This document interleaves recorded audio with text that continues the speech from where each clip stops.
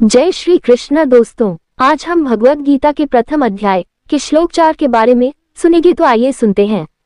भगवद गीता का मूल उद्देश्य आत्मज्ञान और धर्म कर्तव्य की सच्ची समझ प्रदान करना है। गीता में भगवान श्री कृष्ण अर्जुन को जीवन, कर्तव्य, भक्ति, ज्ञान और योग के गूढ़ रहस्यों को समझाते हैं। इसका उद्देश्य मानव को मोह, अज्ञान और असमंजस से मुक्त कर उसके वास्तविक स्वरूप आत्मा की पहचान कराना है। भगवद गीता के प्रमुख उद्देश्य: कर्तव्य का बोध, स्वधर्म पालन। अर्जुन मोहवश अपने कर्तव्य से विमुख हो रहे थे।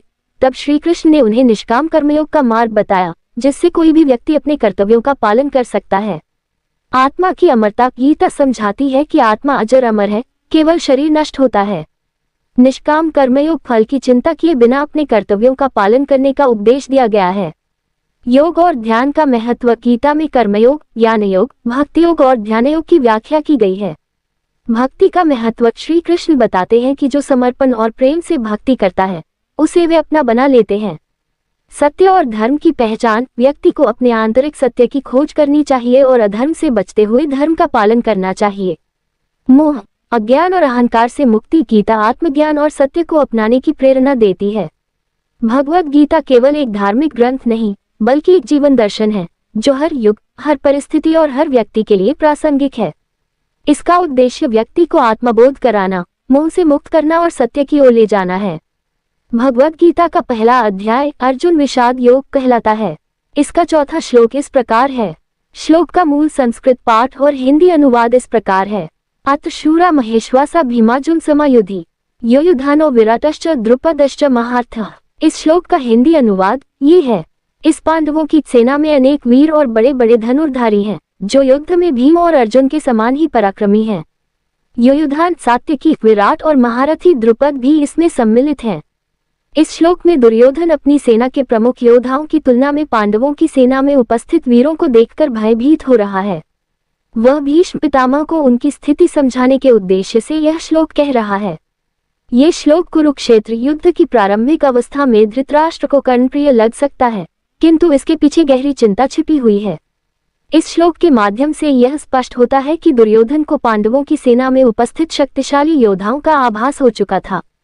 यहाँ जो योद्धा गिनाए गए हैं, वे सभी महाभारत के महत्वपूर्ण पात्र हैं। इनमें से प्रत्येक का युद्ध कौशल एवं रणनीति निर्माण में बड़ा योगदान रहा है। धृतराष्ट्र अपने पुत्र दुर्योधन के प्रति अत्यधिक आसक्त थे और उनकी आंखों पर मोह का पर्दा पड़ा हुआ था। दुर्योधन भी युद्ध को लेकर अत्यधिक चिंतित था, क्योंकि उसे अपनी सेना की शक्ति का अहंकार था, लेकिन पांडवों की सेना की वास्तविक शक्ति उसे विचलित कर रही थी। भीम शारीरिक बल, गदा युद्ध में निपुण, 10,000 हाथियों के बल के समान शक्तिशाली। अर्जुन अद्वितीय धनुर्धर, श्री कृष्ण के सखा, नीति और युद्ध कौशल में श्रेष्ठ। इस श्लोक में दुर्योधन की चिंता इसलिए भी बढ़ जाती है क्योंकि पांडवों के पास भीम और अर्जुन जैसे योद्धा हैं, जो उसकी सेना को चुनौती दे सकते हैं। इस श्लोक से यह संकेत मिलता है कि युद्ध में केवल बल ही नहीं, बल्कि रणनीति और संगठन भी अत्यंत आवश्यक होते हैं। पांडवों की सेना छोटे आकार की थी, लेकिन उसके प्रत्येक योद्धा में एक विशेष प्रकार की सामरिक क्षमता थी, जो कौरवों के लिए घातक सिद्ध हो सकती थी। ये श्लोक जीवन में सही साथियों के महत्व को भी दर्शाता है। हमारे जीवन में भी कई बार हम अपने प्रतिद्वंद्वियों की शक्ति को देखकर घबरा जाते हैं, लेकिन यदि हमारे साथ सही मार्गदर्शक और सच्चे साथी हों, तो हम किसी भी चुनौती का सामना कर सकते हैं। धर्म, अधर्म और नीति की दृष्टि से श्लोक की व्याख्या इस प्रकार है।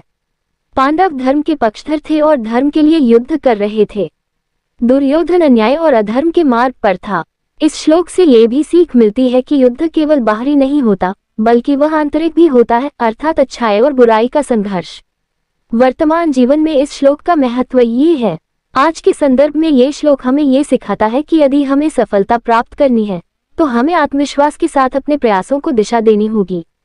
हमें ये देखना होगा कि हमारी टीम में कौन कौन से लोग हैं और वे किस प्रकार से हमारी सफलता में योगदान दे सकते हैं। निष्कर्ष ये है कि भगवद गीता का ये श्लोक केवल कुरुक्षेत्र युद्ध का वर्णन नहीं करता, बल्कि यह हमारे जीवन के संघर्षों का भी प्रतीक है। ये हमें बताता है कि हमें अपने संसाधनों और योग्य साथियों की पहचान करनी चाहिए और अपने उद्देश्य के प्रति समर्पित रहना चाहिए। इस श्लोक में छिपा गूढ़ संदेश हमें ये भी बताता है कि यदि हम धर्म के मार्ग पर चल रहे हैं, तो सच्चे साथी और ईश्वर का आशीर्वाद हमें अवश्य प्राप्त होगा। अब इसी के साथ विदा लेते हैं। कल फिर प्रथम अध्याय का 5वां श्लोक लेकर हाजिर होंगे। तब तक सभी की जय श्री कृष्ण।